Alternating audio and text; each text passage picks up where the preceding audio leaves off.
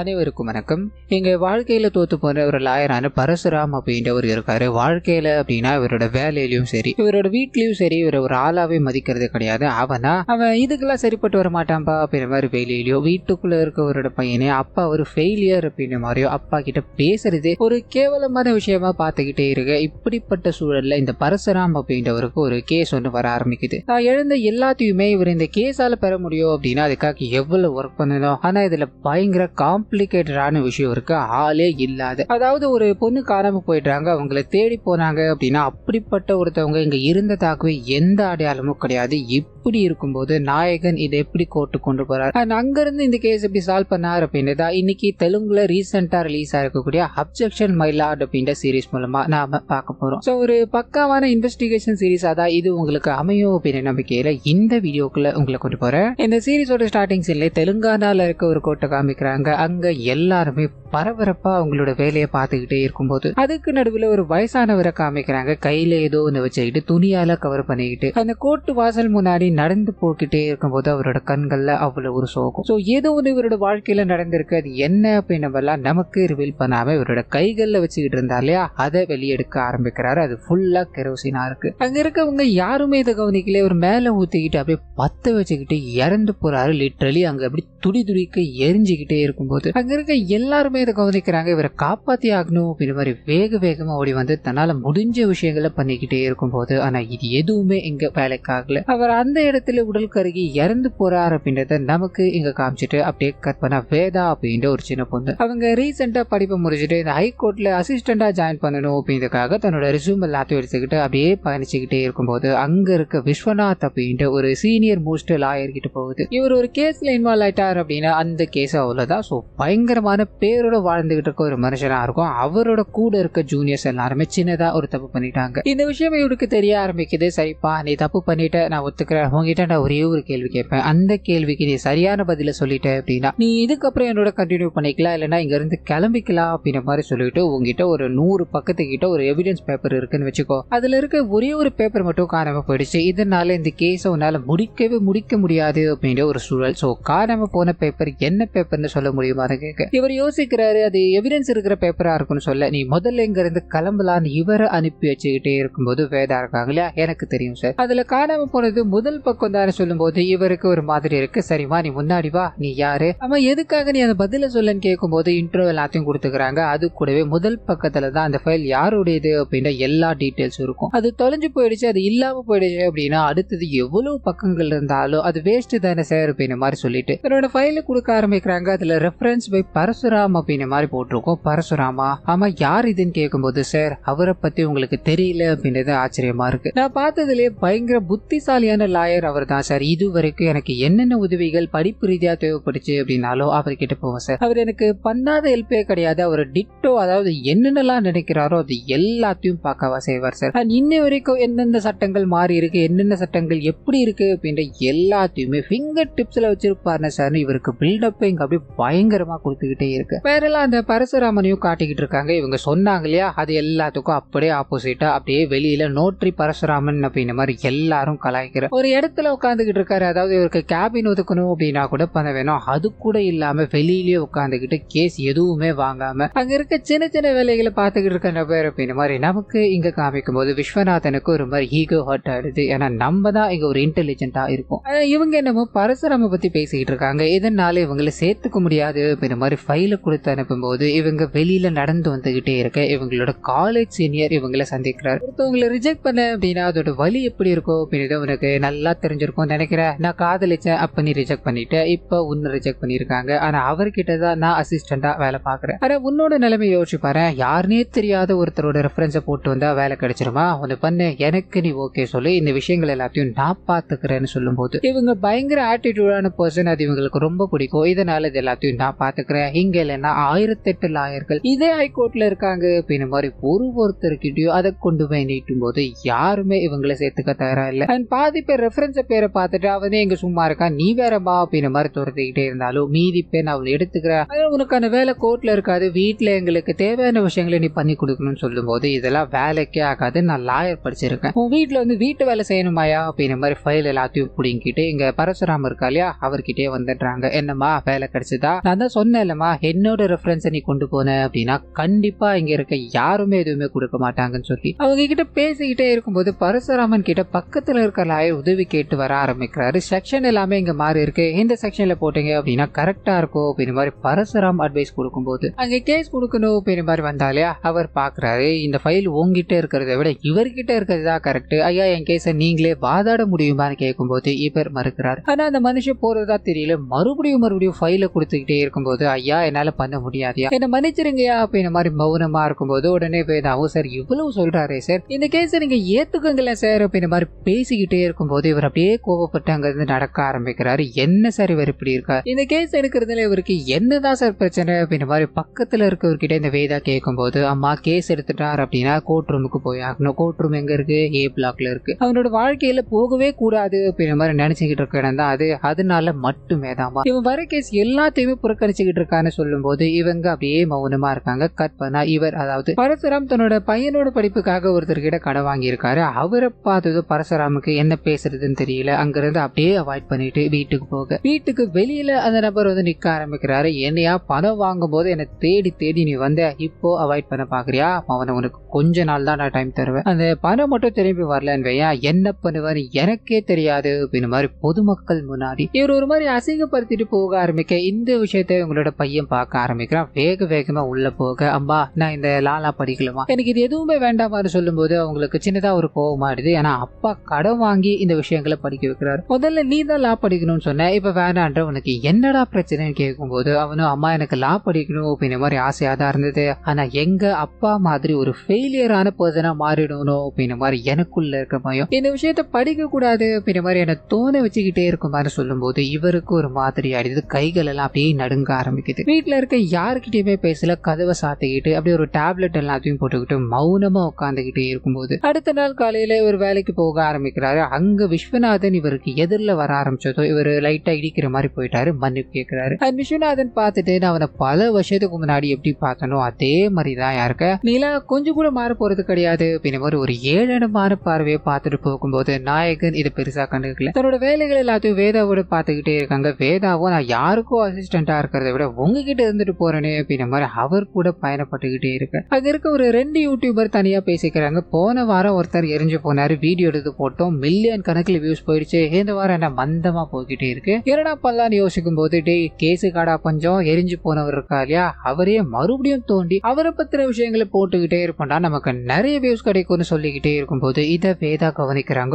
பயங்கர கோபமா அவனுக்கு 2 பேரையும் திட்டிட்டு ஒழுங்கு மருந்து அங்கிருந்து போயிடுங்கடா அப்படின்ற மாதிரி துரத்தி அடிக்கும் போது நாயகன் இதை கவனிக்கிறாரு. உனக்கு எதுக்காகமா இவ்வளவு கோபம்னு கேட்கும்போது என்ன சார் பண்ண சொல்றீங்க, கோர்ட்டு முன்னாடி ஒருத்தர் எரிஞ்சு போய் இறந்து கிடக்கிறார், அவர் இங்க இருக்கிறவங்க எல்லாருமே நீங்க பார்த்துக்கிட்டே தான் இருந்தீங்களே தவிர ஒரே ஒருத்தர் கூட உதவி பண்ணல சார், அவரோட பெட்டிஷனை யாராவது எடுத்திருந்தீங்க அப்படின்னா அவருக்கு ஜெயிக்கிறோமோ தோக்குறோமோ அப்படின்னு என்ன போயிருக்காரு சார், நமக்காக ஒருத்தர் இருக்காரு அப்படின்ற நம்பிக்கையாச்சும் இருந்திருக்கும், அந்த நம்பிக்கை எங்க இருக்க எல்லா லாயர்ஸ் அட்வொகேட் அப்படின்ற மாதிரி உடைச்சு விட்டீங்க சார், அவரோட பெட்டிஷனை எடுக்காத ஒருத்தரும் தான் இந்த மரணத்துக்கு காரணம், ஏன் நீங்க கூட தான் சார் அவர் இறந்து போனதுக்கு ஒரு முக்கிய காரணம் அப்படின்னு மாதிரிலாம் சொல்லிட்டு போக நாயகனுக்கு இதை பத்தின விஷயங்கள் மட்டும் ஓடிக்கிட்டே இருக்கு. நம்ம மட்டும் நம்மளோட வேலையை பார்த்துருந்தோம், அதாவது எல்லார்கிட்டயும் அவர் போய் கெஞ்சிருக்காரு. இவர் இந்த விஷயங்கள் எல்லாத்தையும் பார்த்துக்கிட்டு தான் இருந்திருக்காரு. இவர் நினைச்சிருந்தார் அப்படின்னா அவர்கிட்ட ஆறுதலா பேசியிருக்கலாம், ஐயா உங்களுக்கு உதவி பண்ற அப்படின்ற மாதிரி சொல்லியிருக்கலாம். எதுவுமே பண்ணாம இங்க இவரும் ஒரு மூல காரணமா உட்காந்துக்கிட்டு இருக்கா இல்லையா, இதனால யோசிக்கிறார் நம்ம ஏதாவது பண்ணி ஆகணும் அப்படின்னு ஒரு நினைப்போட முதல் வேலையா ஒரு பெட்டிஷனை ஃபைல் பண்றாரு, பர்சனல் இன்ட்ரெஸ்ட் லிட்டிகேஷன் அப்படின்ற பிரிவுல.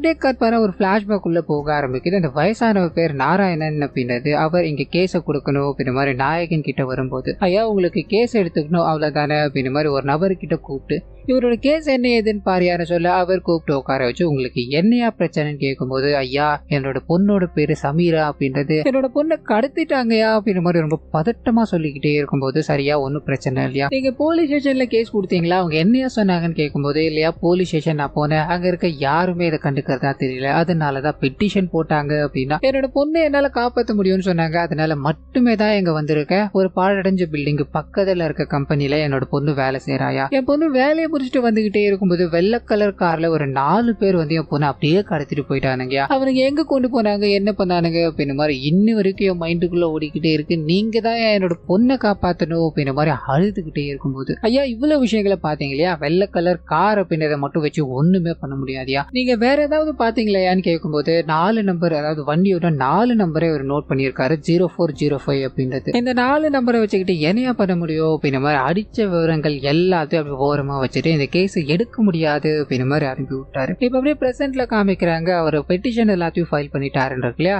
இப்போ அவரை பத்தின, அதாவது நாராயணன் பத்தின விஷயங்கள் தெரிஞ்சுக்கணும் அப்படின்றதுக்காக எங்க கோர்ட்ல எரிஞ்சு போன அந்த டெட் பாடியை பத்தி பேசணும் அப்படின்ற மாதிரி போக, அங்க இருக்க காவலர்கள் 72 மணி நேரம் வரைக்கும் அதை வச்சிருக்கணும் அப்படின்றது சட்டம். ஆனா அந்த டெட் பாடி ரொம்ப எரிஞ்சு போயிடுச்சு அப்படின்றதால இவங்களே மற்ற வேலைகள் எல்லாத்தையும் பார்த்து முடிச்சிட்டாங்க. அது மட்டும் இல்லாம அந்த டெட் பாடி பக்கத்துல எந்த விதமான எவிடன்ஸும் கிடைக்கல, எந்த விதமான பொருளும் கூட ரெக்கவர் பண்ண முடியல. இந்த விஷயங்கள் எல்லாத்தையும் இவங்க கேட்டு தெரிஞ்சுக்கிட்டே இருக்கும்போது, இங்க எப்படி சார் இது எல்லாத்தையும் நீங்க பண்ணீங்க, சொந்தக்காரங்க யாராவது இருக்காங்களா அப்படின்ற மாதிரி அட்வர்டைஸ்மெண்ட் கொடுத்துருக்கணும், அதையும் கொடுக்கல. அந்த டெட் பாடி அட்லீஸ்ட் ஒரு 72 மணி நேரமாச்சு வச்சிருக்கணும், அதையும் பண்ணல. உங்களோட வேலையை நீங்க ஏன் சார் ஒழுங்கா பார்க்க மாட்டீங்க அப்படின்ற மாதிரி கோபப்பட்டுக்கிட்டு அங்கிருந்து கிளம்பி ஸ்டேஷனுக்கு போக ஆரம்பிக்கிறாங்க. என்ன நாராயணன் தன்னோட பொண்ணை காணும் அப்படின்ற மாதிரி அங்கதான் கேஸ் கொடுக்க போயிருக்காரு. சோ அந்த இடத்துக்கு போறாரு. அங்க இருக்க போலீஸ்காரர்கிட்ட நிறைய கேள்விகளை கேட்டுக்கிட்டே இருக்கும்போது என்ன பதில் சொல்றது அப்படின்றது தெரியல. சார் எல்லாமே எங்களோட இன்ஸ்பெக்டருக்கு தான் தெரியும், அவர் இப்ப வந்துருவார் அப்படின்ற மாதிரி வெளியே போறாரு. சார் அந்த நாராயணன் அப்படின்ற ஒரு ஆள் நைட் ஏதோ கம்ப்ளைண்ட் கொடுக்க வந்தால சார், அவரை பத்தி கேட்க வந்திருக்காங்க சார்னு சொல்லும் போது,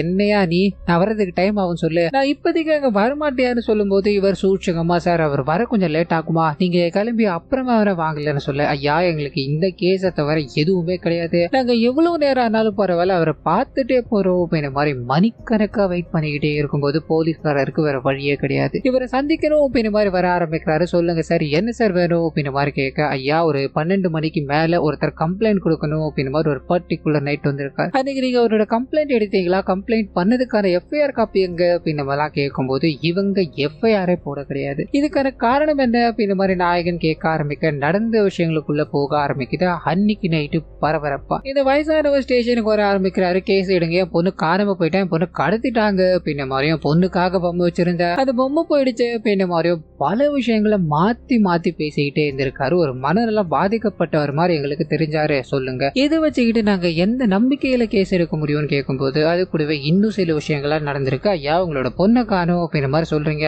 உங்களோட பொண்ணோட போட்டோ இருக்கான்னு கேட்கும்போது, இல்லையா நான் ரொம்ப வருஷம் கழிச்சு என் பொண்ணு இன்னைக்குதான் பார்க்கணும் அப்படின்ற மாதிரி வந்தேன், என் பொண்ணை பார்த்து ஒரே நாள் தான் ஆகுதுன்னு சொல்ல குழம்புறாங்க. சரி பொண்ணு பேர் என்ன, பொண்ணு எங்க இருக்கா, அண்ட் பொண்ணோட மத்த டீடைல்ஸ் எல்லாத்தையும் கொடுக்க முடியுமான்னு கேட்க, முன்னுக்கு பின் முரணான பதில்கள் வந்துகிட்டே இருக்கும்போது, இது மூலமாவே நாங்க கன்ஃபார்ம் பண்ணிட்டோம், இதெல்லாம் கேஸ் எடுத்து டைம் வேஸ்ட் பண்ண விரும்பல, அதனாலதான் அவர் அங்க இருந்து அனுப்பி வச்சோம் அப்படின்ற மாதிரி சொல்லும் போது, இவங்க சரி பாத்துக்கலாம் அப்படின்ற மாதிரி கிளம்பி முதல்ல அந்த நபரோட டீடைல்ஸை கண்டுபிடிக்கணும் அப்படின்றதுக்காக போலீஸ் ஸ்டேஷன் போயிருப்பா இல்லையா, பக்கத்துல ஒரு கடை இருந்திருக்கு, சிசிடிவி கேமராவை பிடிக்கிறாங்க, இறந்து போறவரோட போட்டோ கிடைக்குது. இது மூலமா உங்களுக்கு ஏதாவது தகவல் தெரிஞ்சது அப்படின்னா நீங்க என்ன கான்டாக்ட் பண்ணலாம் அப்படின்ற மாதிரி ஏதாவது சோசியல் மீடியால போஸ்ட் போட அண்ட் பதிலுக்காக காத்துக்கிட்டே இருக்காங்க. காரணம் என்ன அப்படின்னா, ஒரே நாள் தான் இருக்கு, இவங்க மனு போட்டாங்களே பெட்டிஷன், அது நாளைக்கு ஹியரிங் வரப்போகுதுன்னு இருக்கும், அதுக்கு முன்னாடி இவரை பத்தின ஏதாவது ஒரு விஷயங்கள் தெரியணும் அப்படின்ற மாதிரி தேடி அலைஞ்சுக்கிட்டே இருக்கும்போது நாயகனுக்கு பட்டுன்னு அப்பதான் அவரை உட்கார வச்சு கூட இருக்க நபர் ஒரு சில விஷயங்கள் எல்லாத்தையும் கேட்டு டைப் பண்ணிட்டு தான் அப்புறம் தான் இந்த கேஸ் எடுக்க மாட்டேன் அப்படின்ற மாதிரி சொல்லியிருப்பா இல்லையா, அது ஞாபகத்தை வர ஆரம்பிக்குது. வேகமா இவரோட நண்பரோட இடம் இருக்கு இல்லையா, அந்த இடத்துக்கு போக ஆரம்பிக்கிறாரு. நைட்டுன்னு கூட பார்க்காம ஆள் இல்லாத சமயத்திலும் எல்லாத்தையும் எடுத்து போட்டு செக் பண்ணிக்கிட்டே இருக்கும்போது அப்பதான் அந்த பெட்டிஷன் மனு இவங்களுக்கு கிடைக்க ஆரம்பிக்குது. அதை எடுத்து பாக்குறாரு. நாராயணனோட பேர் முதற்கொண்டு அவரோட அட்ரஸ் வரைக்கும் அதுல இருக்க ஆரம்பிச்சதும் வேகமா அந்த இடத்துக்கு போகும்போது ஒரு பயங்கரமான ட்விஸ்ட் இவங்களுக்கு காத்துக்கிட்டு இருக்கு. அது எதனால அப்படின்னா, இவங்க தேடி போன அட்ரஸ் நாராயணோட தான் இல்லையா, ஆனா அங்க இருக்கிறது மென்டல் ஹாஸ்பிட்டல். சோ மென்டல் ஹாஸ்பிட்டல்ல இருக்க ஒரு பேஷண்டா இந்த நாராயணன் அப்படின்றது இவங்களுக்கு தோண ஆரம்பிக்க, ஒரு சின்ன பிளாஷ்பேக் உள்ள போக ஆரம்பிக்குது. நாராயணன் இருக்கா இல்லையா, இந்த இடத்துலதான் இவர் அட்மிட் ஆயிருந்தார் அப்படின்ற மாதிரியும், கரெக்டா ஒரு கொஞ்ச நாளைக்கு முன்னாடி இந்த இடத்துல இருந்து ஃபுல்லா கியூர் ஆகி என்னோட பொண்ணு பார்க்க போகணும் அப்படின்ற மாதிரி சந்தோஷத்தோட வெளியே போயிருக்கும் போது, பிரசன்ட்ல நாயகன் அங்க போய் விசாரிக்கும் போது அந்த சமயத்துல தான் இன்னொரு ஷாக்கிங்கான விஷயம், அவர் கொஞ்ச நாளைக்கு முன்னாடி வந்து சேர்ந்தவர் கிடையாது, கிட்டத்தட்ட 18 வருஷமா இந்த இடத்துல தான் இருந்தார் அப்படின்றது தெரிய ஆரம்பிச்சது. ஒண்ணுமே பண்ண முடியல. இது கோர்ட்டுக்கு தெரிஞ்சது அப்படின்னா கண்டிப்பா இந்த கேஸை ரிஜெக்ட் பண்ணிடுவாங்க. நம்ம இந்த விஷயத்தை எக்காரணத்தை கொண்டு ரிவீல் பண்ணக்கூடாது அப்படின்ற மாதிரி எங்க கோர்ட்டு கூட ஆரம்பிக்குது. பப்ளிக் ப்ராசிக்யூட்டரோட நாயகன் போக ஆரம்பிக்கிறாரு. பப்ளிக் ப்ராசிக்யூட்டரும் இந்த கேஸ் அப்படின்றது ஒரு யூஸ்லெஸ்ஸான கேஸ், இதை தள்ளுபடி பண்ணணும் அப்படின்னு மாதிரி நிறைய வாதங்களை முன் வச்சுக்கிட்டே இருக்காரு. அது கூடவே கோர்ட்டுக்கு முன்னாடி ஒருத்தர் இறந்து போயிட்டார் அப்படின்றதுக்காக இந்த லிட்டிகேஷன் கேஸை போடணும் அப்படின்னா நம்ம எவ்வளவு பேர் இறந்துகிட்டே இருக்காங்களே அவங்க எல்லாத்துக்கும் தான் போட்டுக்கிட்டே இருக்கணும். ஸோ இது ஒரு பேஸ்லெஸ்ஸான கேஸ் அப்படின்ற மாதிரி இன்னும் வாதங்களை வச்சுட்டு இதை முழுமையா தள்ளுபடி பண்ணணும் அப்படின்ற மாதிரி காத்துக்கிட்டு இருக்கேன். எங்க நாயகன் அவரோட வாதங்களை முன்வைக்க ஆரம்பிக்கிறாரு. அது மட்டும் இல்லாம அவரோட பொண்ணு இங்க ஒருத்தவங்க காணாம போயிருக்காங்க, அவங்கள கண்டுபிடிக்கணும் அப்படின்றதுக்காக தான் அந்த மனுஷன் அவ்வளவு வேலைகளை பார்த்துக்கிட்டே இருக்காரு. பெட்டிஷன் போட்டாவாச்சு இதுக்கு ஏதாவது வாய்ப்பு கிடைக்கும் அப்படின்ற மாதிரி இங்க வந்து அலைஞ்சுக்கிட்டே இருந்திருக்காரு. ஆனா கடைசி வரைக்கும் அவரால் இங்க எதுவுமே பண்ண முடியாம போயிடுச்சு. இதனால தன்னோட உயிரை கொடுத்து இந்த பெட்டிஷனை உயிர் தரணும் அப்படின்ற மாதிரி பண்ணியிருக்காரு. இதை நம்ம அலட்சியப்படுத்திட்டோம் அப்படின்னா இறந்து போனதுக்கு எந்த பயனும் இல்லாம போயிடும் அப்படின்ற மாதிரி இன்னும் நிறைய வாதங்கள் இவரோட பாயிண்ட் ஆஃப் வியூல இருந்து வைக்கப்பட்டுக்கிட்டே இருக்க முடிவுல இந்த கேஸை இவர் பப்ளிக் இன்ட்ரெஸ்ட் லிட்டிகேஷன் அப்படின்ற பிரிவுல தான் போட்டா இல்லையா. இந்த கேஸை அப்படியே ஆட்கொணர்வு மனுவா கன்வெர்ட் பண்ண ஆரம்பிக்கிறாங்க. இறந்து போன நாராயணனோட கேஸை எடுத்துக்க ஆரம்பிக்கிறாங்க. இந்த விஷயம் பாத்தீங்கன்னா ஒரு பெரிய நபர்கிட்ட போகுது. அவர் யார் என்ன அப்படின்றதுலாம் தெரியல. என்னையா இந்த கேஸை முடிச்சு விடுவீங்கன்னு பார்த்தா இது பெருசாகிட்டே போறீங்க அப்படின்ற மாதிரி அவர் கோவப்படும் போது பேரலா இந்த சைடு அந்த வேதாவோட அப்பா கிட்ட ஒரு முகம் தெரியாத நபர் போன் பண்ணி உன்னோட பொண்ணு இந்த கேஸை வித்ரா பண்ணல அப்படின்னா இங்க பல விளைவுகள் நடக்கக்கூடும் அப்படின்ற மாதிரி மிரட்டிட்டு வைக்கும்போது வேதாவோட அப்பா வேதா கிட்ட இதை பத்தி பேசலான்னு போகும்போது அவங்களுக்கு இதை பத்தி எல்லாம் துளி கூட பயமே கிடையாது. இங்க இருந்து எங்க போறாங்க அப்படின்னா அந்த நாராயணன் பல வருஷமா இந்த மென்டல் ஹாஸ்பிட்டல்ல தான் இருந்திருக்காரு. அதை தாண்டி அவரை பத்தின எந்த விதமான டீடைல்ஸும் கிடைக்காது. இதனால இங்க இருக்கிற ரெக்கார்ட்ஸ் எல்லாத்தையும் செக் பண்ணோம் அப்படின்னா அவர் யார் யார் பார்த்துட்டு போயிருக்காங்க அப்படின்றது கிடைக்கும். இது மூலமா இந்த கேஸுக்கு ஹெல்ப்பா இருக்கும் இல்லையா அப்படின்ற மாதிரி ஃபுல்லா செக் பண்ணிக்கிட்டே இருக்கும்போது லக்ஷ்மி அப்படின்ற ஒரு கேரக்டர் இவர் வந்து பார்த்துட்டு போயிருக்காங்க. இந்த விஷயம் தெரிய ஆரம்பிச்சதோ அந்த அட்ரஸ் எல்லாத்தையும் வாங்கிட்டு அங்க போகும்போது அம்மா அவங்க இங்கதான் இருந்தாங்க, பல வருஷத்துக்கு முன்னாடி காலி பண்ணிட்டு போயிட்டாங்க, இப்ப எங்க இருக்காங்க என்ன பண்ணிட்டு இருக்காங்க அப்படின்ற விவரம் எதுவுமே எங்களுக்கு தெரியாது. நீங்க வேணா நியர்பைல ஒரு மெக்கானிக் ஷாப் இருக்கு, அங்க போய் அவர்கிட்ட கேட்டா உங்களுக்கு ஏதாவது தெரிய வாய்ப்பு இருக்குன்னு சொல்லும் போது இவங்க தேடி அலைஞ்சுக்கிட்டே இருக்கும்போது கரெக்டா அந்த மெக்கானிக் ஷாப்பை பிடிக்கிறாங்க. அவர்கிட்ட போறாங்க. உங்களுக்கு லக்ஷ்மி அப்படின்ற யாராவது தெரியுமான்னு கேட்கும் போது அவரோட முகம் மாற ஆரம்பிக்குது. அதெல்லாம் இருக்கட்டும் அம்மா நீங்க எதுக்காக அவங்களை கேக்குறீங்க, உங்களுக்கு என்ன வேணும்னு கேட்கும் போது இவங்க பதில் சொல்ல ஆரம்பிக்கிறாங்க. அதுக்கப்புறம் இங்க என்ன நடக்குது அப்படின்றதெல்லாம் காமிக்காம எங்க கோர்ட்டுக்கு போக ஆரம்பிக்குது. போன வாட்டி இவரோட வாதங்களை கரெக்டா முன் வச்சு தனக்கு தேவையான விஷயங்களை பண்ணிட்டார் இல்லையா. இந்த வாட்டியும் அதே மாதிரி ப்ரிப்பேரா போகும்போது அங்க ஒரு பயங்கரமான அதிர்ச்சி காத்துக்கிட்டு இருக்கு. போன வாட்டி பப்ளிக் ப்ராசிக்யூட்டரா இருந்தார் இல்லையா, அவர் இந்த வாட்டி வர கிடையாது. அதுக்கு பதிலா இங்க பயங்கர பிஸியா அண்ட் பயங்கர பேரும் புகழ் சம்பாதிச்சுக்கிட்டு இருக்க விஸ்வநாதன் வரார் அப்படின்ற ஒரு தகவல் கிடைக்க ஆரம்பிச்சதோ அங்க இருக்க எல்லாருமே பயங்கர ரெஸ்பெக்ட். அண்ட் நாயகனுக்கும் ஒன்னும் புரியல இந்த கேஸுக்காக இவர் எதுக்கு இன்வால்வ் ஆகணும் அப்படின்ற மாதிரி வியப்புல உட்காந்துக்கிட்டே இருக்கும்போது இங்க கோர்ட்டோட நேரத்தை செலவழிக்கணும் அப்படின்ற மாதிரி என்ன வரல. இது ஒரு கேஸாவே கன்சிடர் பண்ணிக்க முடியாது அப்படின்ற மாதிரியும் இந்த கேஸை இதோட முடிச்சு வைக்கணும் அப்படின்றதுக்காக மட்டுமே தான் நான் இங்க வந்திருக்கேன் அப்படின்ற மாதிரி இப்போ நாராயணன் அப்படின்ற ஒருத்தர் இறந்து போயிருக்கார். அவரோட பெட்டிஷனை தான் நாம இங்க பாத்துக்கிட்டு இருக்கோம் இல்லையா. போலீஸ்காரங்க கிட்ட கம்ப்ளைண்ட் கொடுக்கணும்னு போகும்போது அவங்க எடுக்கல அப்படின்ற மாதிரியோ பரசுராமன் நிறைய வாதங்களை முன் வச்சிருப்பாரு. இது எல்லாத்தையும் பண்ண தெரிஞ்சவருக்கு நாராயண பத்தின ஒரு சில விஷயங்கள் தெரியாம போயிடுச்சு. அது என்ன அப்படின்னா அவர் ஒரு மென்டல் பேஷண்ட். கிட்டத்தட்ட 18 வருஷமா அவர் இந்த ட்ரீட்மெண்ட் எல்லாத்தையும் எடுத்துக்கிட்டு இருந்தான்னு சொல்லும் போது நாயகனுக்கு பக்குன்னு இருக்கு. எந்த ஒரு விஷயம் இங்க வரக்கூடாது அப்படின்ற மாதிரி நினைச்சோமோ அது வந்துருச்சு. இதனால தன்னால முடிஞ்ச அளவுக்கு இது எல்லாத்தையும் அப்படியே மேனேஜ் பண்ணிக்கிட்டே இருக்கும்போது விஸ்வநாதன் விட்டுறதா தெரியல. ஒருத்தருக்கு மனநலம் பாதிக்கப்பட்டு ட்ரீட்மெண்ட் போயிட்டாங்க அப்படின்னா அதுக்கு பெர்ஃபெக்டான கியூர் அப்படின்றது கிடையவே கிடையாது. ஸோ அவங்கள தற்காலிகமா மட்டுமே தான் கட்டுப்படுத்த முடியும் அப்படின்ற மாதிரி சொல்லிட்டு அவங்களோட பொண்ணு அப்படின்ற ஒருத்தவங்க இங்க இருக்காங்களா இல்லையானே தெரியல. திடீர்னு மென்டல் ஹாஸ்பிட்டல்ல இருந்து வெளியே வந்திருக்காரு. அவருக்கு பொண்ணு இருக்காங்க அப்படின்ற மாதிரி ஸ்ட்ரைக் ஆகிட்டே இருந்திருக்கு. அது மூலமா இந்த விஷயங்கள் எல்லாத்தையும் பண்ணியிருக்காரு. ஸோ இந்த கேஸை நீங்க தள்ளுபடி பண்ணணும் அப்படின்ற மாதிரி வாதத்தை இங்க அப்படியே கம்ப்ளீட் பண்ணும்போது நாயகன் அப்படியே உறைஞ்சு போய் நிற்கிறார். அது கூடவே இன்னொரு அதிர்ச்சி இவருக்கு வந்து சேர ஆரம்பிக்குது. அது என்ன அப்படின்னா அவருக்கு சமீரா அப்படின்ற பொண்ணு அதாவது நாராயணனுக்கு இருந்ததுலாம் உண்மைதான். ஆனா அவங்க இப்ப காணாம போக கிடையாது, 18 வருஷத்துக்கு முன்னாடியே காணாம போயிட்டாங்க அப்படின்ற விஷயம் தெரிய ஆரம்பிச்சதோ அப்படியே கைகள்லாம் நடுங்க ஆரம்பிக்குது. பொத்துன்னு மயக்கம் போட்டு விழுந்து போக இதை பார்த்துக்கிட்டு இருந்த எல்லாருமே ஷாக் ஆயிட்டாங்க. கட் பண்ண பிளாஷ்பேக் உள்ள போக ஆரம்பிக்குது. இங்க அவங்க அப்பா பொண்ணு தேடி வந்திருக்கார் ஏனையா பல்லா அப்படின்ற மாதிரி ஸ்டேஷன்ல இருக்கவங்க அந்த நாராயணனை ஓரமா உட்கார வச்சுட்டு யாரோ ஒரு நபருக்கு அங்க இருக்க போலீஸ்காரர் போன் பண்ணி கேட்டுக்கிட்டே இருக்கும்போது இந்த விஷயங்கள் எல்லாத்தையும் ஒரு லேடி கான்ஸ்டபிள் கவனிக்கிறாங்க. எங்க நாராயணன் இருந்தார் அப்படின்னா கண்டிப்பா அவருக்கு பிரச்சனை அப்படின்றத தெரிஞ்சுக்கிட்டா ஐயா முதல்ல நீங்க இங்க இருந்து கிளம்புங்க, நீங்க இருக்கிற ஒவ்வொரு நேரமும் உங்களுக்கு ஆபத்து தாயா, இங்க இருக்க யாருமே உங்களோட கேஸ் எடுத்துக்க மாட்டாங்க, ஒன்னு பண்ணுங்க கோர்ட்ல போய் பெட்டிஷன் போடுங்க, அது மூலமா உங்களோட பொண்ணை நீங்க கண்டுபிடிக்கலாம் அப்படின்ற மாதிரி அவரை அங்கிருந்து அனுப்பி வச்சது இந்த லேடி தான் அப்படின்றத நமக்கு காமிச்சிட்டு கட் பண்ணா. நாயகன் ஹாஸ்பிட்டல்ல காமிக்கிறாங்க. அவருக்கு பயங்கரமான பிரஷர் ஏறினதாலதான் கொலாப்ஸ் ஆகி விழுந்துட்டார் அப்படின்ற மாதிரி அங்க இருக்க டாக்டர் இவரோட உடல்நிலையுமே தேத்தி அனுப்பி வைக்கும்போது இவரோட ஃபேமிலியில இருக்கவங்க எல்லாத்துக்குமே இந்த வீடியோ பயங்கரமா பரவ ஆரம்பிச்சிட்டு இருக்கும். அப்பா இப்ப நம்மள பயங்கரமா கேவலப்படுத்திக்கிட்டே இருக்காருமா, இதுக்கு மேல அப்பா கூட இருக்கணுமா வேணாமா அப்படின்ற ஒரு கட்டத்துக்கு நான் போயிட்டேன் அப்படின்ற மாதிரி இவங்களோட பையன் கோபமா அங்க இருந்து போக நாயகன் நீங்க எதுவுமே பேசாம மௌனமா இருக்க. இந்த பக்கம் வேதா கிட்ட போனோம் அப்படின்னா நாராயணனோட பொண்ணு 18 வருஷத்துக்கு முன்னாடி காணாம போயிருக்காங்க. அப்ப அவங்க எஃப்ஐஆர் ஃபைல் பண்ணிருப்பாங்க இல்லையா, அதை எடுக்கணும் அப்படின்றதுக்காக ஒருத்தர் உதவியோட பழைய ரெக்கார்டு எல்லாத்தையும் தோண்டி எடுக்க ஆரம்பிக்க அப்ப உங்களுக்கு வைட்டலான ஒரு எவிடன்ஸ் கிடைக்க ஆரம்பிக்குது. அதை எடுத்துக்கிட்டு வேக வேகமா நாயகனை சந்திக்கும் போது தான் குழந்தை காணாம போனது 2008 அண்ட் 2013 வாக்குல அந்த குழந்தை கிடைச்சிருச்சு அப்படின்னு மாதிரியும். சோ காணாம போன கேஸ் அங்கேயே எண்ட் ஆயிடுச்சு. இது போலீஸ் ரெக்கார்ட்ல கூட இருக்கு.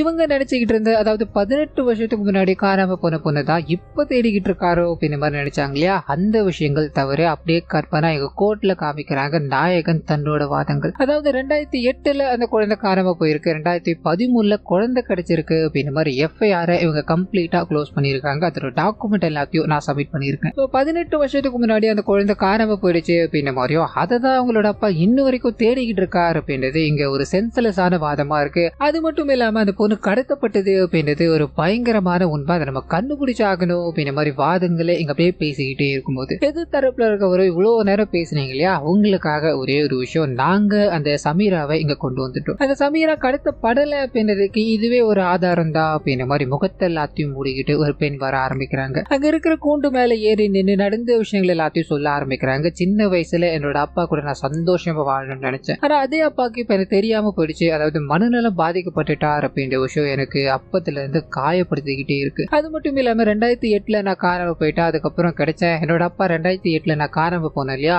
அதே விஷயங்களால மனநலம் பாதிக்கப்பட்டுட்டார். அண்ட் 18 வருஷமா அவர் ட்ரீட்மெண்ட் தான் சார் எடுத்துக்கிட்டு இருந்தாரு. எந்த ஒரு பொண்ணுக்கும் இந்த மாதிரி ஒரு நிலைமை வரக்கூடாது சார். தன்னோட அப்பாவை கண்ணு முன்னாடி வச்சுக்கிட்டு அப்பாவுக்கு நம்ம தெரியல அப்படின்னா அது எவ்வளவு கொடூரமான விஷயமா இருக்கும்னு யோசிச்சு பாருங்க சார் அப்படின்ற மாதிரி கண்ணீரோட நின்றுகிட்டே இருக்கும்போது அங்க இருக்க எல்லாரும் அப்படி மௌனமா இருக்காங்க. நாயகன் இதை யோசிச்சுக்கிட்டே இருக்காரு. இவங்க கிட்ட ஒரு சில கேள்விகளை கேட்கலாமா அப்படின்ற மாதிரி, நீங்க எப்ப காணாம போனீங்க, உங்களோட அப்பாவோட பேர் என்ன, அம்மாவோட பேர் என்ன அப்படின்ற மாதிரி எல்லாத்தையும் மாத்தி மாத்தி கேட்டுக்கிட்டே இருக்கும்போது அந்த சமயத்துல தான் இவங்க காணாம போன வருஷம் 2008 அப்படின்ற மாதிரி கரெக்டா சொல்லிட்டாங்க. நீங்க எப்பமா கிடைச்சீங்கன்னு கேட்கும்போது லாக் ஆகுறாங்க. அண்ட் யோசிக்க ஆரம்பிக்கிறாங்க. நான் கொஞ்ச நாள்ல கிடைச்சிட்டேன்னு சொல்ல, கொஞ்ச நாள்ல எப்பமா அதை கரெக்டா சொல்ல முடியுமான்னு கேட்க யோசிக்கிறாங்க. அண்ட் ஒரு வருஷம் கழிச்சு நான் கிடைச்சிட்டேன்னு சொல்லும் போது இவர் பட்டுனங்க இருக்க எல்லாரும் முன்னாடியும் அந்த குழந்தை ஒரு வருஷம் கழிச்சு கிடைக்கவே கிடையாது, ஒரு 5 வருஷம் கழிச்சுதான் இவங்க கைகளுக்கு கிடைச்சிருக்கு. இது மூலமாவே இவங்க உண்மையான சமீரா இல்ல அப்படின்றது என்னால நிரூபிக்க முடியும் அப்படின்ற மாதிரி வேற ஒரு விஷயத்தையும் சொல்ல ஆரம்பிக்கிறாரு. குழந்தை காணாம போனப்ப குழந்தைக்கு ஒரு இடத்துல மச்சம் இருக்கு அப்படின்ற மாதிரி நோட் பண்ணிருப்பாங்க. இவங்களை செக் பண்ணும்போது அந்த மச்சம் அங்க கிடையவே கிடையாது. இது மூலமாவே இவங்க ஃபேக் அப்படின்றது தெரிஞ்சிச்சு இல்லையா. அங்க இருக்க ஜட்ஜ் எல்லாருமே உண்மையை சொல்லுமா, நீ சமீரா தானா, பொய் சொன்னு தெரிஞ்சதுன்னு வைக்கல, நீங்க பயங்கரமான விளைவுகளை நீங்க சந்திக்க கூடும் அப்படின்ற மாதிரி மிரட்டும் போது இல்ல சார் நான் சமீரா கிடையாது சார், இந்த போலீஸ்காரங்க தான் இந்த மாதிரி சொல்லி கூட்டு வந்தாங்க அப்படின்ற மாதிரி எல்லாரும் முன்னாடியும் உண்மையை சொல்லும் போது விஸ்வநாதனுக்கு ஒரு மாதிரி ஆயிடுது.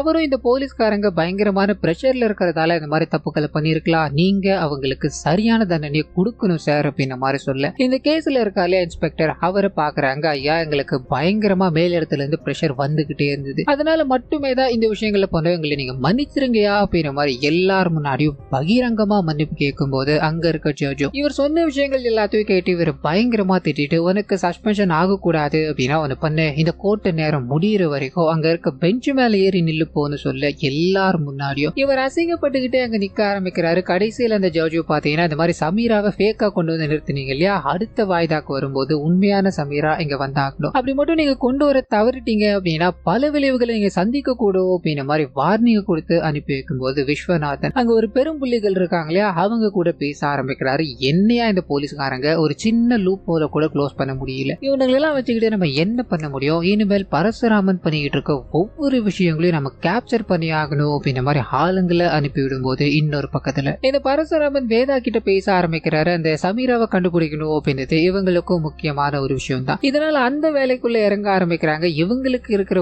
ஒரே ஒரு லீடு என்ன அப்படின்னா கடைசியா லக்ஷ்மி அப்படின்ற ஒருத்தவங்க அந்த நபரை பார்த்துட்டு போயிருக்காங்க. அவங்களை தேடி போகும்போதுதான் வேதா ஒரு மெக்கானிக் நபரை பார்த்துட்டு போனார் அப்படின்ற மாதிரி இருக்கும் இல்லையா. அவர்கிட்ட விசாரிக்கும் போது எனக்கு லக்ஷ்மி அப்படின்ற மாதிரி யாரும் தெரியாதுங்க, அண்ட் காணாம போன பொண்ணு சமீரா இருக்காங்களே அவங்க 18 வருஷத்துக்கு முன்னாடி காணாம போனாங்க, இது மட்டும்தான் எனக்கு தெரியும் அப்படின்ற மாதிரி வேகமா இவங்களை புறக்கணிச்சு நினைச்சுக்கிட்டே இருக்கும்போது இந்த வாட்டி அதை விட்டா வேற வழியே கிடையாது. அந்த லட்சுமியை நம்ம எப்படியாவது மீட் பண்ணி ஆகணும் அப்படின்ற மாதிரி அந்த ப்ராசஸ்ல இருக்கும்போது கரெக்டா அந்த மெக்கானிக்கோட மனைவியா தான் அந்த லட்சுமி இருக்காங்க. அவங்க அவங்களோட வீட்டுல இருக்க வேலைகள் எல்லாத்தையும் பார்த்துக்கிட்டே இருக்கும்போது இந்த கேஸ்ல இருக்க போலீஸ்காரங்க இருக்காங்க இல்லையா, மொத்தமா வீட்டுக்கு போறாங்க. அவங்கள பயங்கரமா துன்புறுத்தி அவனை ஏதாவது ஒரு உண்மைகள் வெளியே போச்சுன்னு வைங்களேன், உங்களை சும்மா விட மாட்டேன் அப்படின்ற மாதிரி மிரட்டிட்டு போக ஆரம்பிக்க கணவர் பயந்து நடுங்க ஆரம்பிக்கிறாரு. இதுக்கு நடுவுல நாயகனோட டீம்ல இருந்து இந்த நபருக்கு நிறைய முறை கால் வந்துகிட்டே இருக்க கட் பண்ணிக்கிட்டே இருக்காரு. சமீராவை பத்தி எனக்கு எதுவும் தெரியாது சார் அப்படின்ற மாதிரி அட்டன் பண்ணாலும் பேசிட்டு போனை வச்சுட்டு போகும்போது இந்த விஷயங்கள் எல்லாத்தையும் இவரோட மனைவி கவனிக்க ஆரம்பிக்கிறாங்க. இதுக்கு பின்னாடி என்னமோ இருக்கு அப்படின்றத புரிஞ்சுக்கிட்டு முதல் வேலையா நாயகனை சந்திக்கும் போது அங்கதான் இவருக்கு தெரிய ஆரம்பிக்கிற விஷயம் என்ன அப்படின்னா, காணாம போன சமீரா இருக்காங்க இல்லையா, அவங்களோட அம்மா தான் இவங்க.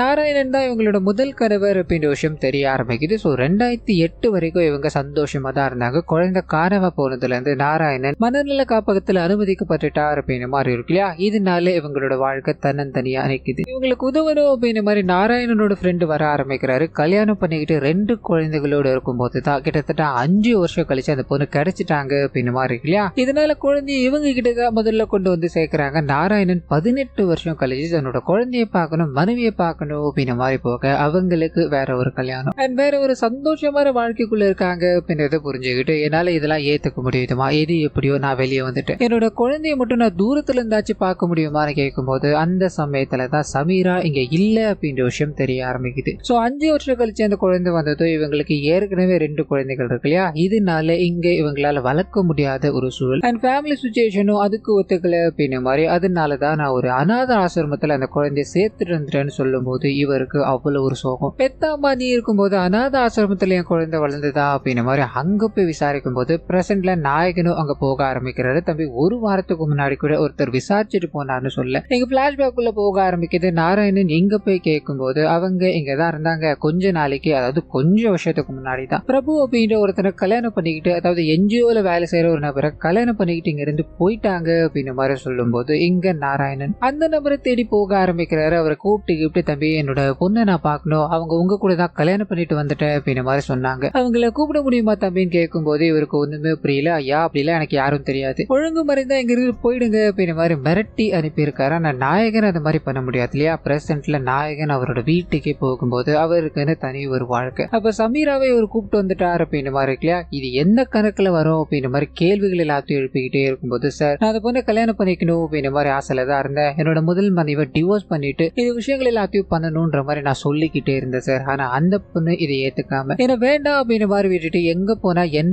அப்படின்றதே தெரியல சார், அவளை கூட்டு வந்ததுக்கு அப்புறம் இதுதான் நடந்தது அப்படின்ற மாதிரி இவர் சொல்லி முடிக்கும் போது நாயகன் அங்கிருந்து கிளம்ப ஆரம்பிக்கிறாரு. அடுத்ததா அவங்க எங்க போயிருப்பாங்க அப்படின்ற விவரங்கள் இவருக்குள்ள தோணிக்கிட்டே இருக்கும்போது அந்த சமயத்துலதான் அந்த பெட்டிஷன்ல பாதி ஃபில் பண்ண டீடைல்ஸ் எல்லாம் இருக்கும் இல்லையா, அது மறுபடியும் இவருக்கு தோண ஆரம்பிக்குது. அப்போ அந்த அப்பா பாத்தீங்கன்னா இந்த மாதிரி பழைய பில்டிங் ஒண்ணு இருந்தது அப்படின்ற மாதிரி ஒரு குறிப்பிட்ட இடத்த சொல்லியிருப்பாரு. அங்க இருக்கிற ஒரு கார்பரேட் கம்பெனில தான் என்னோட பொண்ணு வேலை பார்த்துக்கிட்டு இருந்தாங்க அப்படின்ற மாதிரியும் மென்ஷன் பண்ணியிருப்பாரு. இதனால வேகமா இவர் அந்த இடத்துக்கு போக ஆரம்பிக்கிறார். அதே சமயத்துல வேதா இருக்காங்க இல்லையா, அவங்க கிட்ட வண்டியோட 4 நம்பர் தெரியும், இவனு பண்ணு இந்த பர்டிகுலர் ஏரியால இந்த நம்பர்ல ஏதாவது வண்டி இருக்கா அப்படின்ற மாதிரி மொத்தமா அனலைஸ் பண்ணிட்டு வா போ அப்படின்ற மாதிரி அனுப்பிவிடும் போது ஒரு பக்கம் இவங்களும் இன்னொரு பக்கம் நாயகனும் அந்த இடத்துக்கு போக ஆரம்பிக்கிறாங்க. விசாரிச்சுக்கிட்டே இருக்கும்போது நாயகன் அந்த பழைய பில்டிங்கை கண்டுபிடிக்க ஆரம்பிக்கிறாரு. பக்கத்துல ஏதாவது கம்பெனி இருக்கான்னு கேட்டுக்கிட்டே இருக்கும்போது அங்க ஒண்ணுமே கிடையாது. இதனால பக்கத்துல இருக்க டீ கடைக்காரர் கிட்ட விசாரிச்சுக்கிட்டே இருக்கும்போது கம்பெனில யாராவது வண்டியில இருந்து வந்து ஆள் இறக்கி விட்டு போவாங்களா அப்படின்ற மாதிரியும் கேட்டு பார்க்க, அதெல்லாம் எனக்கு ஒண்ணும் தெரியாது, அங்க ஒரு வண்டி ஒண்ணு இறங்கும், அதை வேணா இப்ப பாத்துக்கோ அப்படின்ற மாதிரி சொல்ல இவர் அங்க போகும்போது ப்ராஸ்டியூஷன் பண்ணிக்கிட்டு இருக்க ஒரு சில ஆட்களை கவனிக்க ஆரம்பிக்கிறாரு. நிறைய பெண்கள் அங்க நின்னுகிட்டே இருக்கும்போது நாயகனுக்கு ஒரு சந்தேகம். வேகமா அந்த இடத்துக்கு போறாரு. அங்க இருக்க ஒரு பெண் கிட்ட உங்களுக்கு சமீராவை பத்தி தெரியுமான்னு கேட்க, ஆனா எனக்கு எதுவும் தெரியாது, அங்க இருக்காங்க பாத்தீங்களா பிங்க் கலர், அவங்க தான் ரொம்ப நாட்களா இங்க இருக்காங்க, நீங்க வேணா அவங்க கிட்ட கேட்டு பாருங்கன்னு சொல்ல இவர் அவங்க கிட்ட பேசலான்னு போகும்போது ஆட்கள் கூப்பிடுறாங்க. என்னப்பா சர்வீஸ் வேணுமா, 1 மணி நேரத்துக்கு 5000, உனக்கு ஓகேனா யார் வேணுமோ செலக்ட் பண்ணிக்கோன்னு சொல்லும் போது இவர் கரெக்டா அந்த பிங்க் ட்ரெஸ் போட்டிருக்கா இல்லையா, அவங்கள கூப்பிட்டுக்கிட்டு ஒரு லாட்ஜுக்கு கூப்பிட்டு போறாங்க. அங்க இவங்க 2 பேரும் தனியா இருக்கும்போது, ஆமா நான் இதுக்காகலாம் வரவே கிடையாதுமா, சமீரா அப்படின்னு ஒரு பொண்ணு இங்க இருந்திருக்காங்க, அவங்கள பத்தி உங்களுக்கு ஏதாவது தெரியுமான்னு கேட்கும்போது இவங்க முகம் மாற ஆரம்பிக்குது. இல்ல எனக்கு அப்படிப்பட்ட யாருமே தெரியாது, முதல்ல நீங்க இங்கிருந்து கிளம்புங்க அப்படின்ற மாதிரி பயங்கரமா கூச்சலிட்டுக்கிட்டே இருக்கும்போது பேரலா வேதா இருக்காங்க இல்லையா, டீடைல்ஸ் எல்லாத்தையும் வாங்கிட்டு நடந்து வந்துகிட்டே இருக்கும்போது இவங்கள ஒரு சில ஆட்கள் வழிமறிக்கிறாங்க. இவங்களோட முகத்துல ஆசிட் எல்லாம் அடிக்கணும் அப்படின்ற மாதிரி எல்லாமே தயார் தயாரா வச்சுக்கிட்டு இவங்களை நோக்கி போக்கிட்டே இருக்கும்போது கற்பனா இங்க நாயகன் அந்த பொண்ணுகிட்ட பேசிக்கிட்டே இருக்கும்போது வேக வேகமா உள்ள போலீஸ்காரங்க வர ஆரம்பிக்கிறாங்க. இவர் கைது பண்ணி கொண்டு போய்கிட்டு இருக்காங்க அப்படின்றத நமக்கு காமிக்க கற்பனா பிளாஷ்பேக்ல நாயகன் ஏ பிளாக்கு போக தயங்கினார் அப்படின்ற விஷயம் இருக்கு இல்லையா, அது எதனால அப்படின்றதுக்குள்ள போக ஆரம்பிக்குது. ஒரு 4-5 பேர் சேர்ந்து காலேஜ் படிக்கிற பொண்ணை கற்பழிச்சிட்டாங்க. அந்த பொண்ணுக்கு நீதி வாங்கி தரணும் அப்படின்ற மாதிரி நாயகன் எவ்வளவோ போராடிக்கிட்டே இருந்தாலும் முடியல. இதனால அந்த குழந்தையோட அப்பா அம்மா உங்களை நம்பி தானே சார் நாங்க இருந்தோம், என்னோட பொண்ணுக்கு நீதி கிடைக்கல அப்படின்றது எங்களுக்கு ரொம்ப அவமானமா இருக்கு அப்படின்ற மாதிரி பேசிக்கிட்டே இருக்கும்போது அந்த பொண்ணு ஓடி போய் தற்கொலை பண்ணிக்கிட்டு இறந்து போறாங்கன்னு இருக்கும். அப்ப இவரோட கைகள் நடுங்க ஆரம்பிச்சதுதான் இன்னும் வரைக்கும் இந்த மாதிரி ஒரு பாதிப்பு இவருக்குள்ள இருந்துகிட்டு தான் இருக்கு அப்படின்றத நமக்கு காமிச்சிட்டு பிரசன்ட்ல அவரை கைது பண்ணி கொண்டு போயிட்டாங்க. அவரோட வீட்டுல இருக்க எல்லாருமே இங்க வந்து நிற்கும் போது வேதா என்ன நடந்துச்சு அப்படின்றதுலாம் தெரியல. வேக வேகமா இங்க வராங்க. எப்படி சார் இங்க அவரை கைது பண்ணலாம், அவர் அங்க போனது இன்வெஸ்டிகேஷனுக்காக மட்டுமே தான் சொல்லும் போது போலீஸ்காரர் இதை விடுறதா தெரியல, அதெல்லாம் விட முடியாதுமா, உன்னால் ஆனதை பார்த்துக்கோன்னு சொல்லும் போது அந்த சமயத்துலதான் உங்களுக்கு சட்டம் திருத்தப்பட்டு எழுதப்பட்டிருக்கு அப்படின்றது தெரியுமா தெரியாதா. ஒரு 2 மெச்சூர்ட் ஆனவங்க அவங்களோட சம்மதத்தோட ஒன்னா எங்க வேணா இருக்கலாம், அதாவது பப்ளிக் பிளேஸ்ல இல்லாத தவிர இப்படி இருந்தாங்க அப்படின்னா அவங்க மேல கேஸ் பதியக்கூடாது. இந்த ஒரு லாஜிக்காகவே நீங்க அவங்கள வெளியே விடலாமே சொல்லும் போது இவர் யோசிக்கிறாரு. சரி பேசிட்டு வெளியே கூட்டு போன சொல்லும் போது நாயகன் வந்துகிட்டே இருக்கும்போது அவரோட பையன் இருக்கா இல்லையா, மறுபடியும் கொச்சையான விஷயங்களை பேச ஆரம்பிக்கிறான். இதுக்கு மேல என்ன நடக்கணும் அப்படின்ற மாதிரி இவரோட அம்மா முன்னாடி பேசிக்கிட்டே இருக்கும்போது பயங்கர கோவப்பட்டு பலார்னு ஒரு அறை கொடுக்குறாங்க. என்னோட கணவர் எப்படி அப்படின்றது எனக்கு நல்லாவே தெரியும், உனக்கும் உன்னோட தங்கச்சிக்கும் ப்ரூவ் பண்ண வேண்டிய அவசியம் எனக்கு கிடையாது அப்படின்ற மாதிரி 2 பேரையும் கூப்பிட்டுக்கிட்டு என்னோட கணவர் மேல இருக்க நம்பிக்கையோட அங்கிருந்து கிளம்ப ஆரம்பிக்கிறாங்க. அந்த சமயத்துல அந்த ரோஸ் கலர் ட்ரெஸ் இருக்காங்க இல்லையா, அவங்க சார் என்ன மன்னிச்சிருங்க சார், இந்த விஷயங்கள் எல்லாமே என்னாலதான் நடந்தது அப்படின்ற மாதிரி ஒரு நம்பரை கொடுக்குறாங்க. வரதா அப்படின்றது இவனுடைய பேர் சார், நீங்க தேடிட்டு போற பொண்ணை பத்தி கண்டிப்பா அவனுக்கு ஏதாவது தெரிஞ்சிருக்கணும் அப்படின்ற மாதிரி சொல்ல இவங்க அவனை தேடி பிடிச்சி ஃபாலோ பண்ண ஆரம்பிக்க அவன் மறைமுகமா ஏதோ ஒரு ஹாஸ்பிட்டலுக்கு போறான். இவங்க பின்னாடி பின்தொடர்ந்து போய்கிட்டே இருக்கும்போது பட்டு கண்டுபிடிச்சிடுறா, யாரா நீங்க, எதுக்காகடா என்ன ஃபாலோ பண்ணிக்கிட்டு இருக்கீங்கன்னு கேட்கும்போது பயங்கரமான சண்டை ஒண்ணு வருது. இந்த சண்டைக்கு நடுவுல சண்டையை நிறுத்துங்க அப்படின்ற மாதிரி ஒரு குரல் கேக்குது. திரும்பி பார்க்கும்போது நிறைய காயங்களோட ஒரு பொண்ணு வராங்க. அம்மா நீ யாருமா, உனக்கு இவனுக்கு என்னமா சம்பந்தம்னு கேட்கும்போது அந்த சமயத்துலதான் இவங்க இது நாட்கள் வரைக்கும் தேடிக்கிட்டு இருந்த இந்த சமீரா இவங்க தான் அப்படின்றது தெரிய ஆரம்பிக்குது. பயங்கர ஷாக்கோட இந்த நபர் உனக்கு தெரியுமாறு போட்டோ காமிக்கிறாங்க. அதாவது இவங்களோட அப்பாவோட போட்டோவை நான் ஒரு 2-3 இடத்துல பார்த்திருக்கேன், மற்றபடி இவர் எனக்கு தெரியவே தெரியாதுன்னு சொல்லும் போது அந்த இடத்துலதான் இவங்க இவரோட அப்பா அப்படின்ற விஷயம் தெரிய ஆரம்பிக்குது. கண் கலங்கி நிக்க ஆரம்பிக்கிறாங்க. அந்த மனுஷன் என்கிட்ட வந்து ஏதோ பேசணும் அப்படின்ற மாதிரி ட்ரை பண்ணிக்கிட்டே இருந்தார். அந்த பேச வார்த்தைகளே இல்லாம ஒரு மாதிரி கண் கலங்கிக்கிட்டே போனார். அப்பவே எனக்குள்ள ஒரு மாதிரி தோணிக்கிட்டே இருந்தது அப்படின்ற மாதிரி இவங்க எப்படி இதுக்குள்ள மாட்டினாங்க அப்படின்ற விஷயத்துக்குள்ள போக ஆரம்பிக்கிறாங்க. சோ அந்த என்ஜிஓல இருக்க நபரை நம்பி போனாங்களே, அவன் என்ன பண்றான் அப்படின்னா இந்த தொழில் பண்றவங்க கிட்ட வித்துட்டு போயிட்டான். இவங்க கட்டாயத்தின் பேர்ல இந்த தொழில் எல்லாத்தையும் பண்ணிக்கிட்டு இருக்காங்க அப்படின்ற மாதிரி இருக்கும். அந்த சமயத்துலதான் கரெக்டா இவங்களோட அப்பா இருக்கா இல்ல நாராயணன் வெளியில வந்து தன்னோட பொண்ணை தேடி அலைஞ்சுக்கிட்டே இருக்கும்போது பொண்ணு இந்த மாதிரி ஒரு தொழிலை பண்ணிக்கிட்டு இருக்காங்க. அதாவது பொண்ணு கிட்ட பேசலான்னு போகும்போது அங்க இருக்கவங்க யோ இந்த பொண்ணு வேணும் அப்படின்னா நீ அங்க போய் ரேட்டு பேச போது சொல்லும் போது இவரோட கண்கள் கலங்க ஆரம்பிக்குது. எந்த நிலைமையில நம்ம பொண்ணை பார்க்க கூடாதோ அந்த நிலைமையில பார்த்துட்டோம். இதனால ஒரு ஓரமா போய் உட்காந்து தன்னோட பொண்ணை நினைச்சு பயங்கரமா கண்ணீர் சிந்திக்கிட்டே இருக்கும்போது அந்த சமயத்துலதான் எம்எல்ஏவோட பையன் அந்த இடத்துக்கு வர ஆரம்பிக்கிறான். இந்த தொழில் எல்லாத்தையும் பண்ணிட்டு இருக்காங்க இல்லையா அந்த லேடியோ, ஐயா நீங்க போன வாட்டி ஒரு பொண்ணை கூட்டு போனீங்க, சாகர நிலைமைக்கு ஆக்கிட்டீங்க,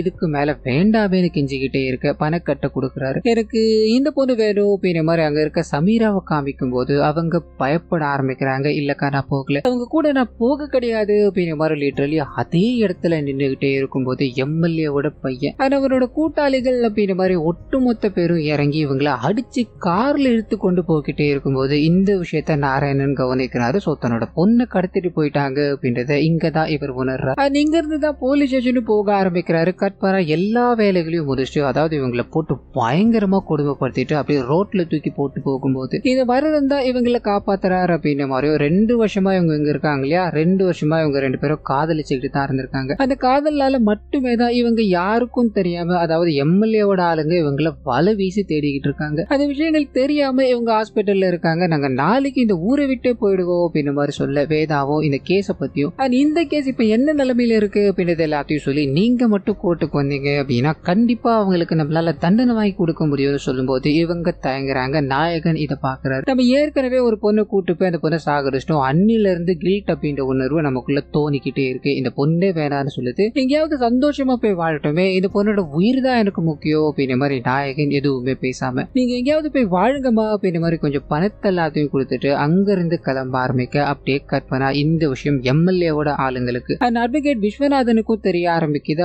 ஆளுங்களை வச்சு இவங்களை பிடிச்சாகணும், இவங்களை உயிரோட விடக்கூடாது அப்படின்ற மாதிரி பயங்கரமா துரத்திக்கிட்டே இருக்கும்போது அந்த சமயம் பார்த்து நாயகனுக்கு கண்டிப்பா இங்க ஒரு ஆபத்து வரப்போகுது அப்படின்றது தெரிஞ்சிருக்கும். சரியான சமயத்துல அந்த இடத்துக்கு வர ஆரம்பிக்கிறாரு. இவங்களை காப்பாத்துறாரு அப்படின்ற மாதிரியோ, ஆமா இதுக்கு மேல யார் கண்கள்லயும் படாம நீங்க எங்கேயாவது போய் சேர்ந்துருங்கம்மா அப்படின்ற மாதிரி அனுப்பி வைக்கும் போது அடுத்த நாள் காலையில இந்த கோர்ட் கூட ஆரம்பிக்குது. விஸ்வநாதனுக்கு அங்க இருக்க போலீஸ்காரர், ஐயா அந்த 2 பேரையுமே நாங்க கஸ்டடியில் எடுத்தாச்சு, இனிமேல் உங்க வேலைதான் அப்படின்ற மாதிரி சொல்லும் போது இவருக்குள்ள பயங்கரமான கான்பிடன்ஸ். அங்க இருக்க எல்லாரும் முன்னாடியும் பேச ஆரம்பிக்கிறாரு. சமீராவை எங்களால கொண்டு வர முடியல, ஏன்னா 18 வருஷத்துக்கு முன்னாடி காணாம போனவங்க இந்த போலீஸ்காரங்க எப்படி சார் தேட முடியும், இதனால இந்த ஆட்கொணர்வு மனு அப்படின்றது ஒரு யூஸ்லெஸ் ஆனது, இதை வச்சு நம்மளால ஒண்ணுமே பண்ண முடியாது, மனநல பாதிக்கப்பட்டவர் கொடுத்த பெட்டிஷனை வச்சு இது நேரம் வரைக்கும் நம்ம டைம் வேஸ்ட் பண்ணிக்கிட்டு இருக்கிறது, அதாவது கோர்ட்டோட டைம் வேஸ்ட் பண்ணிக்கிட்டு இருக்கிறது எனக்கு என்னமோ சரின்னு படல அப்படின்ற மாதிரி இவரோட தாட்ஸ் எல்லாத்தையும் வைக்கும் போது நாயகன் இது வரைக்கும் ஃபைன் பண்ண எல்லா விஷயங்களையும் பிரசன்ட் பண்றாரு. முடிவுல சமீரா இங்க வராங்களா அப்படின்ற ஒரு கேள்வி, அவங்களால இங்க வர முடியாதுன்னு சொல்லும் போது உடனே இவர் புரிந்துக்கிறார், எப்படி வர முடியும், இல்லாத ஒரு நபர் மேல எம்எல்ஏ பையன் இப்படி ஒரு கொடூரத்தை பண்ணிட்டா அப்படின்ற மாதிரி இவர் சொல்லிக்கிட்டே இருக்கா இல்லையா. இது எந்த வகையில நியாயம், பணம் வாங்கணும் பணம் புடுங்கணும் அப்படின்றதுக்காக இதை பண்ணலாம் இல்லையா. அது மட்டும் இல்லாம இது ஒரு ரேப் கேஸ் அப்படின்ற மாதிரி போகுது. ரேப் கேஸுக்கு ஆதாரம் தேவையில்லை, பொண்ணு மட்டும் இருந்தா போதும் அப்படின்ற மாதிரி சட்டம் இருக்கு இல்லையா. விக்டிம் எங்க சார், விக்டிம் இருந்தா தானே சார் இந்த கேஸை நடத்த முடியும் அப்படின்ற மாதிரி பேசிக்கிட்டே இருக்கும்போது நாயகன் அப்படியே மௌனமா இருக்கார். என்ன பண்ண போறோமோ அப்படின்ற மாதிரி யோசனையில இருக்கும்போது ஜட்ஜ் பாத்தீங்கன்னா பேச ஆரம்பிக்கிறாங்க. ஃபைனலா ஜட்ஜ்மெண்ட் கொடுக்கலாமா அப்படின்ற தாட்ல இருக்கும்போது அந்த சமயத்துல தான் இந்த இடத்துக்கு சமீரா வரப்போறாங்க அப்படின்ற ஒரு தகவல். அவங்க வர்றதுக்கு ஒரு 10 நிமிஷம் ஆகும். இதனால நாயகன் எழுந்து ஒரு 10 நிமிஷம் வெயிட் பண்ண முடியுமா, எங்களோட விக்டிம் வந்துகிட்டு இருக்காங்க அப்படின்ற மாதிரி சொல்லும் போது உங்களுக்கு நான் 15 நிமிஷம் டைம் தரேன், அதுக்குள்ள அவங்க வரல அப்படின்னா எங்களால ஒண்ணும் பண்ண முடியாதுன்னு சொல்லும் போது விஸ்வநாதன் ஆளுங்க எல்லாத்தையும் அனுப்பி அவங்க உள்ள வரக்கூடாது, அதை பாத்துக்கணும் அப்படின்றதுக்காக கரெக்டா இருக்கும் போது அவங்க உள்ள வந்ததும் இவனுக்கு துரத்த ஆரம்பிக்கிறாங்க. பயந்துகிட்டு லேடிஸ் டாய்லெட் குள்ள போகும்போது அங்க ஒரு லேடி போலீஸ் ஆபீசர் வர ஆரம்பிக்கிறாங்க. உள்ள என்ன பண்ணிட்டு இருக்கீங்க அப்படின்ற மாதிரி விசாரிக்க இந்த லேடி இருக்காங்க இல்லையா, இவங்க வேற யாரும் கிடையாது, நாராயணன், நீ போய் பெட்டிஷன் போடு அப்படின்ற மாதிரி அனுப்பி வச்சிருப்பாங்க இல்லையா, அவங்க தான். இப்போ இவங்களுக்கு ஒரு ஆபத்து இருக்கு அப்படின்றத உணர்ந்துகிட்டு இவங்களோட ட்ரெஸ்ஸை மாத்தி போட்டுக்கிட்டு அண்ட் ரவுடி பசங்க எல்லாருமே இந்த லேடி போலீஸை நோக்கி போக ஆரம்பிக்கிறாங்க. இந்த அம்மா அதாவது சமீரா போலீஸ் ட்ரெஸ் எல்லாத்தையும் போட்டுக்கிட்டு உள்ள போக அங்க அப்படியே அமைதியாகுது. இவங்க அங்க இருக்க எல்லாரும் முன்னாடி உண்மைகளை சொல்ல ஆரம்பிக்கிறாங்க. வலுக்கட்டாயமா என்ன கொண்டு போய் ஒருத்தர் கிடையாது ஒரு 4-5 பேர்கிட்ட என்ன மாத்தி மாத்தி கற்பழிச்சுக்கிட்டே இருந்தாங்க. அந்த இடத்துல நான் செத்து போனா கூட சந்தோஷம் தான் இருந்தேன், ஆனா என்னோட உயிர் போகவே இல்லை. அந்த எல்லா கொடூரங்களையும் இன்ன வரைக்கும் என்னால ஃபீல் பண்ண முடியுது அப்படின்ற மாதிரி அழுதுகிட்டே இருக்கும்போது விஸ்வநாதன் இவங்க ஒரு ப்ராஸ்டியூட் அப்படின்ற விஷயத்த தெரிஞ்சுக்கிட்டு ப்ராஸ்டியூட்டா இருக்க இவங்க வேணும்னே அவர் கூட போயிருக்காங்க அண்ட் பணத்துக்காக இந்த விஷயங்கள் எல்லாத்தையும் பண்ணிட்டு இப்போ அந்த மாதிரி பண்ணிட்டாரு இந்த மாதிரி பண்ணிட்டாரு அப்படின்ற மாதிரி கேஸ் கொடுக்கறது எந்த வகையில நியாயம் அப்படின்ற மாதிரி அங்க இருக்க எல்லாரும் முன்னாடியும் இவங்களோட தொழிலை பத்தி கொச்சப்படுத்திக்கிட்டே இருக்கும்போது நாயகன் குறுக்கில் பேச ஆரம்பிக்கிறார். அது கூடவே அவங்க எந்த தொழிலை பண்ணிக்கிட்டு இருந்தா என்ன சார், ஒருத்தவங்களுக்கு முடியல வேண்டாம் அப்படின்ற மாதிரி சொன்னா அது வேண்டாம் தான், அவங்களை கட்டாயப்படுத்தி பண்ணாங்க அப்படின்னா கண்டிப்பா அது ஒரு கிரைம் தானேன்னு சொல்லும் போது இவங்களுக்கு சாட்சியா அதாவது இந்த லேடி அன்னைக்கு இழுத்துட்டு தான் போறாங்க அப்படின்ற மாதிரி கூட நிறைய பெண்கள் நின்றுட்டு இருந்தாங்க இல்லையா, அவங்க எல்லாரும் சாட்சி சொல்ல ஆரம்பிக்க இங்க இந்த கேஸ் வலுவாக ஆரம்பிக்குது. விஸ்வநாதனோ இல்ல இது ஒத்துக்க முடியாது இந்த கேஸை எடுத்துக்க முடியாது அப்படின்ற மாதிரி அவரோட பாயிண்ட் ஆஃப் வியூல பேசிக்கிட்டே இருக்கும்போது நீதிபதிகள் கோபமடைகிறாங்க. இது எங்களுடைய கோர்ட், நீங்க என்ன உங்களோட முடிவை சொல்றது, உங்களோட வாதங்களை மட்டுமே தான் நீங்க முன்வைக்கணும் அப்படின்ற மாதிரி சொல்லிட்டு இந்த கேஸை 6 மாசத்துக்குள்ள முடிக்கணும். இந்த கேஸ்ல அரசியல் செல்வாக்கு அதிகாரம் அப்படின்ற எதையுமே பயன்படுத்தக்கூடாது, நியாயமான நீதி வழங்க வேண்டும் அப்படின்ற மாதிரியோ இதுக்கு உதவின எல்லாருக்குமே நன்றி. இதுல உடனே அந்த போலீஸ்காரங்களுக்கு கடுமையான தண்டனை அப்படின்ற மாதிரி சொல்லியிருப்பாரு. இதுக்கு நடுவுல போலீஸ்காரரும் அவங்க 2 பேரும் நம்ம கஸ்டடி தான் பாத்துக்கலாம் அப்படின்ற மாதிரி சொல்லியிருப்பாரு இல்லையா, அது போய் தான். ஏன்னா இவரால தான் ஒரு நாள் முழுக்க அவர் பெஞ்சு மேல ஏறி நின்னாரு, அந்த கடுப்புல போட்டு விட்டுட்டார் அப்படின்றது எல்லாத்தையும் நமக்கு இங்க காமிக்கும் போது நாயகன் இது நாட்கள் வரைக்கும் வாழ்க்கையில கம்ப்ளீட்டா ஜீரோல இருந்தார் இல்லையா, இப்போ இவரோட பேர் புகழ் அப்படின்ற மாதிரி எல்லாமே வர ஆரம்பிக்குது. விஸ்வநாதனும் இவர் நல்ல வாதாடினார் அப்படின்ற மாதிரி கையை கொடுத்து போகும்போது அங்க இருக்க எல்லா அட்வொகேட்டும் அதாவது இவருக்கு கீழே அண்ட் இவர் கூட இருக்க எல்லாத்துக்குமே இவர் ஒரு இன்ஸ்பிரேஷனா மாற ஆரம்பிக்கிறாரு. இன்னொரு பக்கத்துல அந்த சமீராவோட காதலன் அப்படின்ற மாதிரியும் இவரோட ஃபேமிலி அப்படின்ற மாதிரி எல்லாரும் இவரை புரிஞ்சுக்க ஆரம்பிக்க இவரோட வாழ்க்கை இங்க இருந்து தான் தொடங்குது அப்படின்றத நமக்கு காமிச்சிட்டு இந்த சீரீஸை இதோட முடிக்கிறாங்க. சோ கண்டிப்பா இந்த சீரீஸ் என்னோட வாய்ஸ் உங்களுக்கு பிடிச்சிருக்கோம் அப்படின்ற மாதிரி நம்புறேன். இந்த வீடியோல ஏதாவது நிறைய குறிகள் இருந்தது அப்படின்னா அதை மறந்துடாம கமெண்ட்ஸ்ல பதிவிட்டுருங்க.